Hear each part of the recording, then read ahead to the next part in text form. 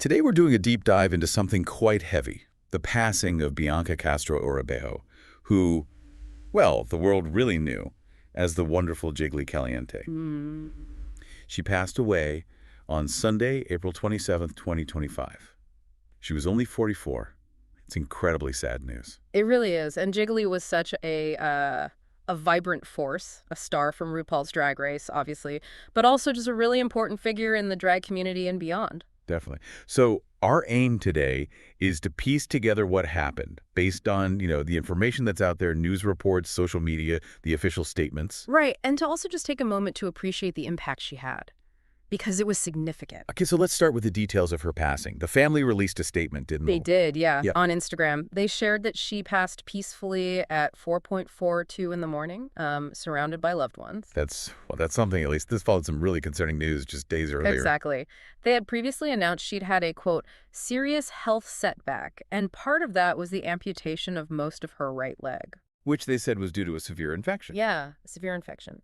And looking at the timeline, it seems, well, closely linked. So the timeline seems to be maybe late March, early April, we hear about this health setback. Right, that's when the initial news sort of surfaced. Then April 24th, that Thursday, Mm-hmm. the family announces the amputation. Mm-hmm.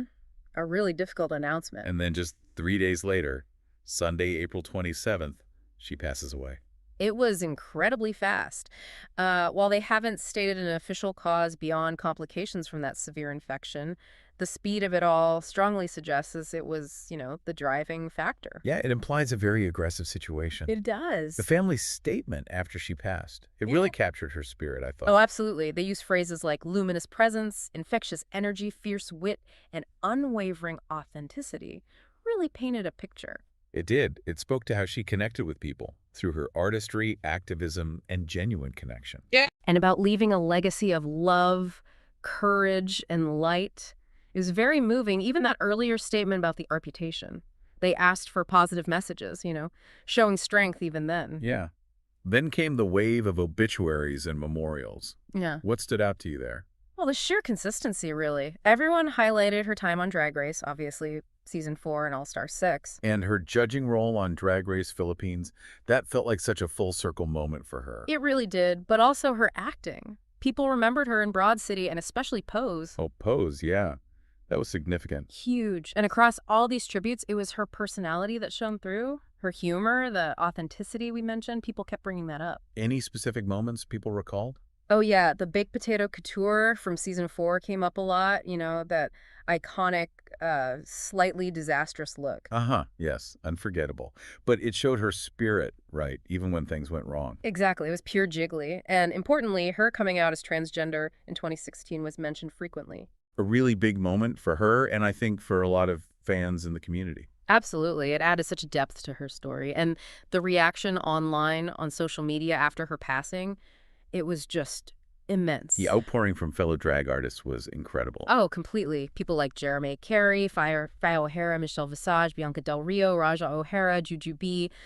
So many sharing really heartfelt tributes. Danja Stranja, Davina DeCampo, Mistress Isabel Brooks.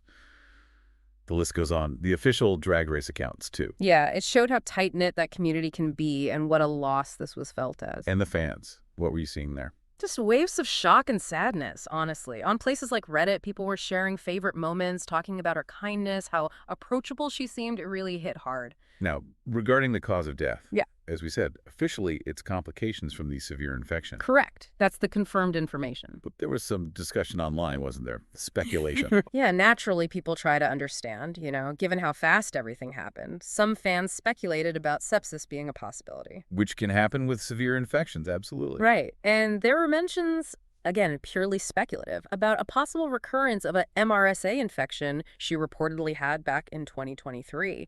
Someone even shared an anecdote about a similar scenario with a severe infection. But it's crucial we stress that's fan discussion, not confirmed fact. Absolutely. We stick to what's been officially stated. The core issue was the severe infection and its complications. Looking back at her life and career, she achieved so much.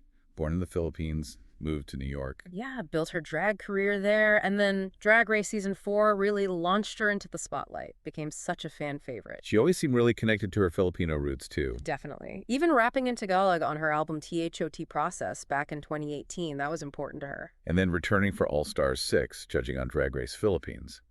It showed her staying power. And her growth as an artist and a figure in the community, plus the acting, like we mentioned, especially Pose, visibility matters. It really does. And that ties back to her coming out in 2016. She once said something like, "Drag was the awakening for my transness." Wow. That really sums it up, doesn't it? That connection between her art and her identity, her authenticity. Yeah. So thinking about her legacy, Mm. what's the takeaway? She was a trailblazer. Simple as that. Her artistry, her advocacy, just her being authentically herself, it made a huge difference in the drag world and the broader LGBTQ plus community. A lasting impact. No question. And, maybe something for you, the listener, to think about is how this outpouring for Jiggly reflects how far drag has come into the mainstream. Debunk. And it keeps those vital conversations going about identity, about representation, about the courage it takes to be truly authentic. Her life really prompts us to consider the power of that authenticity and the ripple effect one person can have. A powerful legacy indeed. Rest in peace, Jiggly Caliente.